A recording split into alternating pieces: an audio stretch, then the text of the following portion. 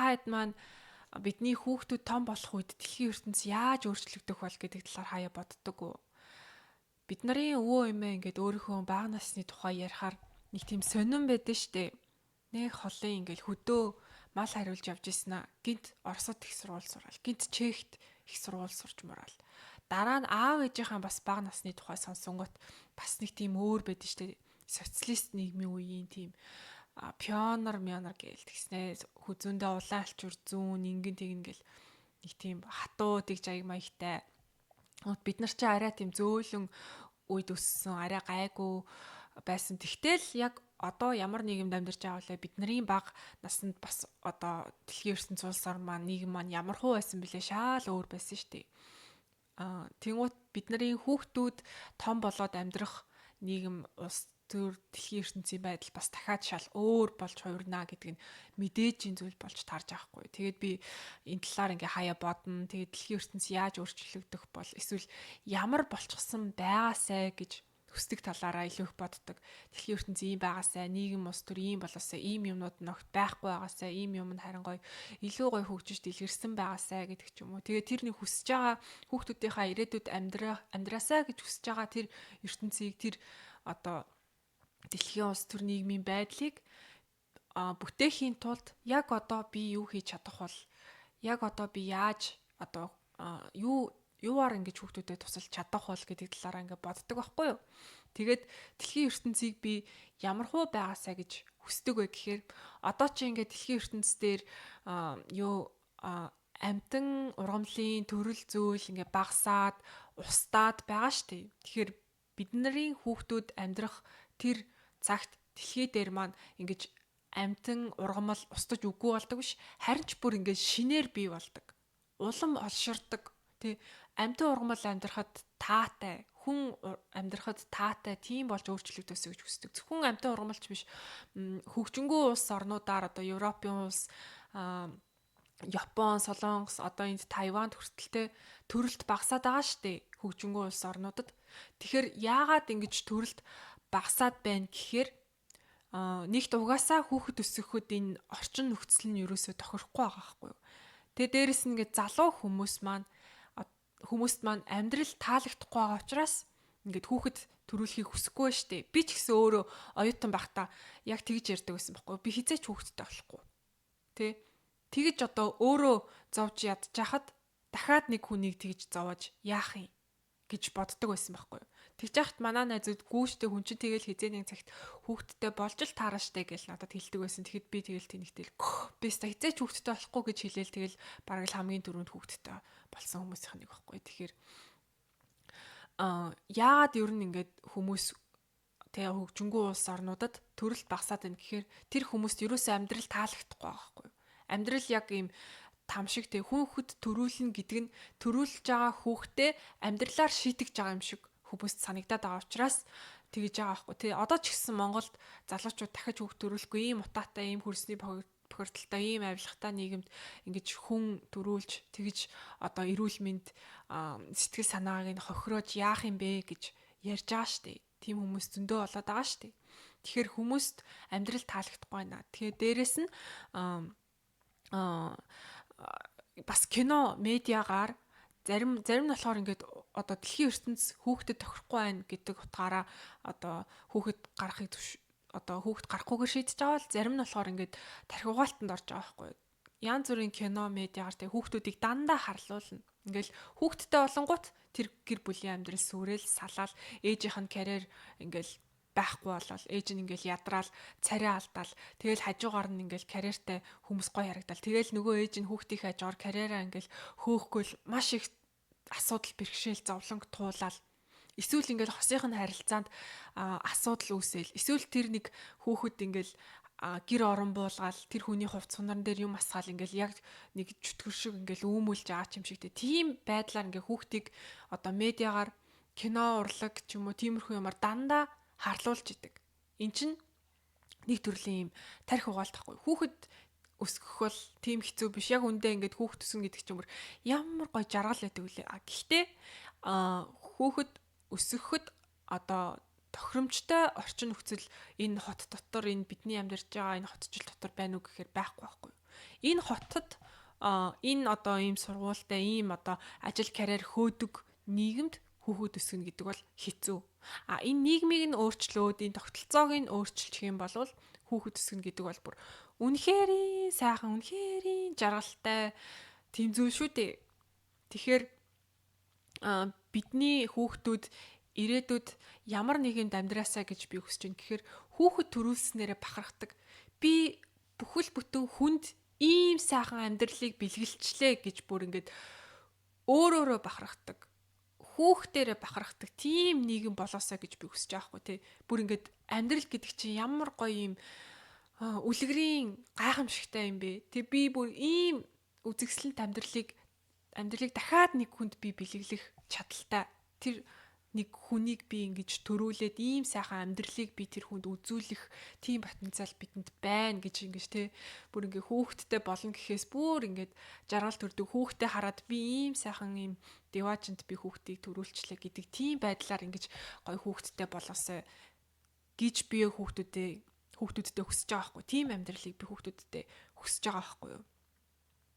Тэгэхээр ирээдүг яг тийм байгаасаа гэж хүсэж байна. Тэгэхээр яг одоо бидний одоо нийгэмтэй ямархуу яагаад ер нь энэ ийм одоо буруу хүүхэд өсгөхөд хэцүү амтан ургамлын төрөл зүйлс ингэж багасч идэг хүний төрөлтийн тоо багасч идэг болчвоо гэхээр ерөөсөө л тийм бид нар ч ингээд тийм буруу тишээгээ яваад байна гэдэг бүгдээрээ ингээд мэдээд байгаа штэ. Тэ ер нь л ингээд дэлхийн жишгийг дагна хөгжингүү улсууд ингэж гин тэгж гин гэл ингээд яриад байдаг. Гэтэл тэр хөгжингүү улсууд чинь ерөөсөө зөв зам руугаа яваагүй байсан байна гэдгийг бид нар одоо ингээд хараад эхэлж штэ. Тэ тэр улсуудад төрөлтийн тоо багасна гэдэг нь тэр улсын хүмүүст тэ амьдрал нь таалагдахгүй байна гэж ойлгож болохоор байгаа байхгүй тий. Дэлхийн ертөнцийн амтан төрөл зүйл багасаад байна гэдэг чинь бид нар нэг л буруу тийш яваад байна. Тэгэхээр яг одоо энэ бүхнийг ингээд зогсоогоод яагаад ийм байдалд хүрчүү гэдгийг ингээд нэг анализ хийх юм бол тий эдийн засаг өндөр хөгжсөн улсыг хөгжингүү амжилттай гэж тооцсоор л байх юм бол бид нар буруутсаар л яваад ах юм байна гэдгийг одоо ингээд харж болохоор байгаа байхгүй. Хангалттай бид нарт ингээд тэр бүх зүйл ингээд амьдрал дээр маань ингээд нотлогдоод байгаа байхгүй. Яагаад эдийн засаг юун дээр хөгждөг юм бэ гэхээр худалдан авалтаар дамжиж хөгждөг шүү дээ. Худалдан авалт их байх тусам тэр чинь хүмүүсийн хэрэглээ ихснэ гэсэн үг. Тэгэхээр бид нар хэрэглээ ихсэх тусам яах вэ? Тэгэхээр тэр түүхийн эдийг бэлтгэхийн тулд дэлхийн ертөнцөө хэмлэж, дэлхийн ертөнцөө мэрхээс өөр арга байхгүй. Тэгэхээр бид нар ийм одоо дэлхийгээ мэрээд эдийн засгаа өсгөж тэр нь амжилттай тооцогддог дэлхий дээр ертөнцийн нийгэмдэр амьдрсаар байх юм бол хүүхдүүдийн маань ирээдүй улам л бүрхэг, улам л хэцүү басоор л байх болно.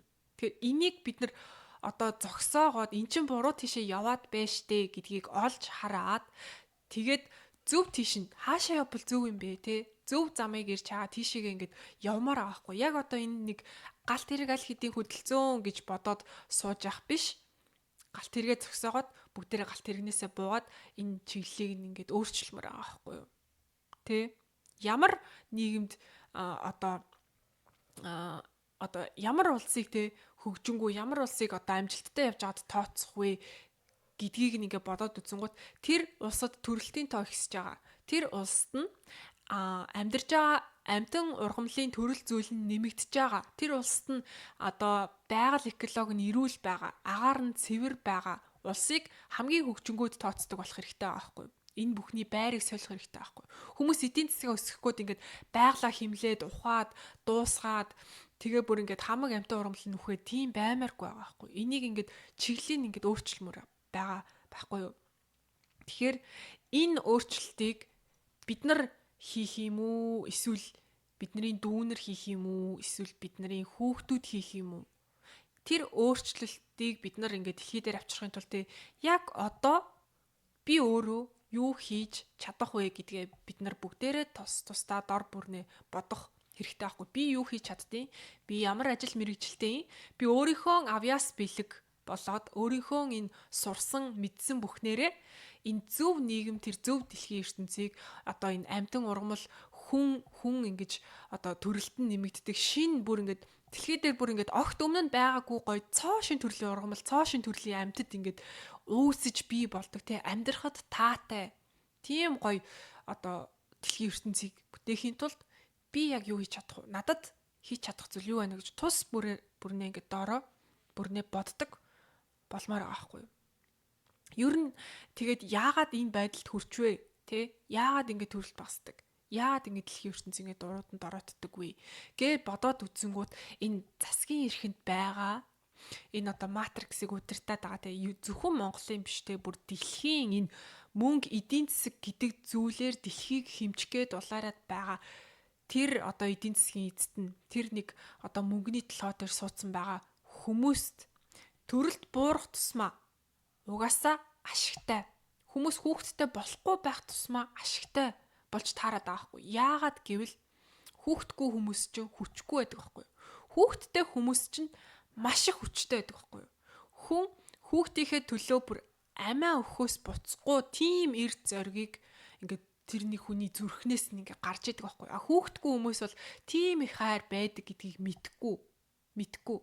Тэгээд ингээл өөрийгөө ч болгож чадахгүй. Тэгэл одоо ажиллаа хийгээл шоудаал тэгэл ингээл өндөр хэрэглээл тэгэл юу боолчлоход амар чи ийм тархийг нугаагаад боолчлоход амархан байдаг байхгүй хүүхдгүй хүмүүс чи өөр юмд сатаарахгүй те өөрийгөө ч хайрлж мэдхгүй тэгэл одоо хүүхдгүй юм чин те эрүүл мэндэ бодохгүй ингээл шоудаал тэгэл тэр хүмүүс чинь ингээл ажил бизнес карьер гэл ингээл бүр ингээл улаарал те тэр хүмүүсийг чинь боолчлоход амархан байдаг байхгүй хүүхдгүй хүмүүсийг боолчлоход амархан байдаг байхгүй тийм болохоор энэ нийгмийг хүүхэд төрүүлэхэд ерөөсөө тохиромжгүй болгож ингэж хөгжүүлээд ингэж өөрчлөд байгаа байхгүй юу тий хүүхэд чинь ингээ байгаль дээрээ байхдаа эрүүл хүнс нь эрүүл агаар нь эрүүл ус нь эрүүл байвал хүүхэд сайхан амар амгалан аз жаргалтай эрүүл өсөж төрнө штэ гэтэл бидний энэ амьдарч байгаа нийгэмтэй агаар нь бохир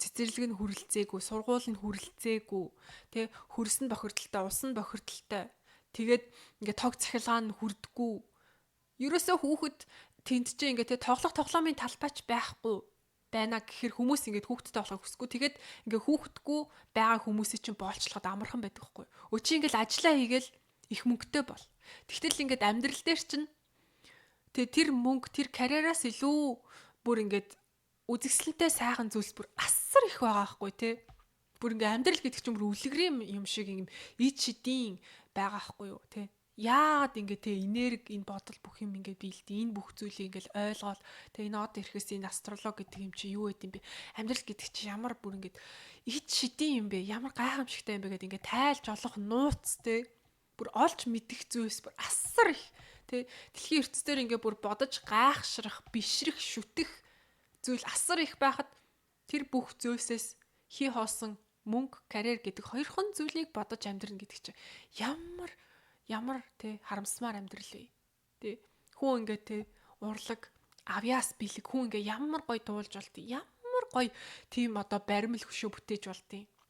Ямар үзэсгэлэнтэй зураг зурж болдیں۔ Ямар гоё шүлэг бичиж болдیں бэ хүн гэдэг чинь ингээд бодоод үзэнгүүтээ хүн ингээд асар их потенциал байхад тэр бүх зүйлийг ингээд хөсөр хаяад зөвхөн мөнгө бизнес гэдэг юмыг ингээд одоо корпорат амьдрал гэдэг зүйлийг ингээд хөөгд явна гэж бодохоор тий юутай харамсалтай бай тий тэр хүнээс ингээд асар их потенциал байсан чинь цорын ганц дахин давтагдчихгүй амьдралаар амьдрах боломж байсан чинь тэр хүн ингээ хин нэгний одоо ингээд заасан замаар ингээд яг тодорхой нэг карьерийг ингээд тодорхой нэг шатыг ингээд явсаар агаад тэгээд өхөн гэдэг чинь ямар харамсалтай бай тий тэгэхээр би бол ингээд хүүхдүүдээ ямар авьяас бэлэг байна. Тэр бүхнийгээ хөөж явдаг.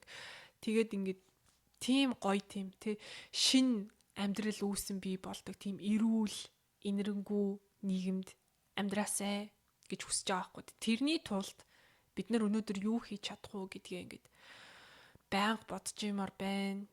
Тэ жишээлх юм бол би наад зах нь хүүхдүүдтэй ирээдүйд одоо хөгжил твшил гэдэг зүйлийг харах үнцгийг нь би өөрчилж байгаа байхгүй. Би хүүхдүүдтэй ямар ус хамгийн их мундаг хөгжил твшил өндөртөө явж гин гэж тооцох вэ гэвэл байгаль нь эрүүл, хүн нь эрүүл, хүүхэд нь эрүүл, тэ амьтд нь эрүүл, ус нь цэвэр, агаар нь цэвэр тийм улсыг хамгийн амжилттай, хамгийн хөгжингүү одоо сайн явж байгаа улс орн гэж тооцдгийг шүү. Тэгэхээр манай Монгол тийшээ явж байгаа. Миний хүүхдүүд тэрний төлөө ажиллана. Аав ээж нь бас тэрний төлөө ингээд чадах бүхнээ баг цагаар ингээд хийгээд явж байгаа гэж ярьдаг байхгүй тий. Эдийн засаг гэдэг зүйлийн талаар би бол хүүхдүүдтэй тийм ч их ярихгүй. Яг тэр энэ чинь тийм зохиомл зүйл. Байгаль дэлхий дээр байхгүй зүйл. Тий. За тэгээд бас хүүхдүүдтэй ингээд ирээдүйд ажил мэргэжлээ сонгохдоо дэлхий дээрх тэр хамаг амтнд 6 зүйлийн тусын тулд гээл тэгдэж штэ. Яг тэрэн шиг те 6 зүйл хамаг амтны тусын тулд чи өөрт байгаа авьяас бэлгээ хэрхэн яаж зориулж чадах вэ гэдгээ бодож жагаад сонгоорой. Хүүхдийн төлөө хэрвээ дуулж чаддаг хүн байх юм бол би хүүхдүүдэд зориулаад нэг гоё тийм одоо сүнсийг нь сэрж ухамсар нь одоо хөгжтөл тийм гоё дууг би зохиож дуулъя гэдэг ч юм уу те. Эсвэл одоо зураг зурдаг хүн байх юм бол би одоо тийм 7 хэмжээст зураг зурж сурыг. Энэ зургийг харсан хүмүүсийн ухамсар нь шууд одоо тэлээд асар том ухаарлыг авдаг тийм зургийг бүтээе гэдэг ч юм уу те. Би эсвэл нэг гоё одоо ном бичиж тэр номыг уншсан хүмүүс одоо үнэлэхүү тийм одоо аз жаргалыг мэдэрдэг тийм номыг би бичиж гэдэг ч юм уу те. Тэгээд тэр авьяас бэлэг чи юу вэ? Чи тэрийг ингээ хүн төрөлхтний сайн сайхны тулд гэрлийн талд ашиглаарэ. Тэ тэр бүхнээс чинь дэлхийн ертөнцийн одоо ургамлын үр амьтдын зулцаг хүний хүүхэд ингээд аз жаргал сайн сайхан гэгэрлийг олж авч явах юм бол тэр чиний одоо амьд явсны чинь одоо өр өгөөж болж үлднэ гэж хүүхдүүдтэй ядаж би ингээд зааж өгч байхгүй. Аав ээж нь ч гэсэн яг л тийм одоо амьдралын замлаар ингээд юу хийж чадах уу гэдгээ хайгаад, юу хийж чадах уу гэдгээ хийгээд хайгаад эргэлхийлээд судлаад суралцаад явж байгаа гэж зааж өгдгөө.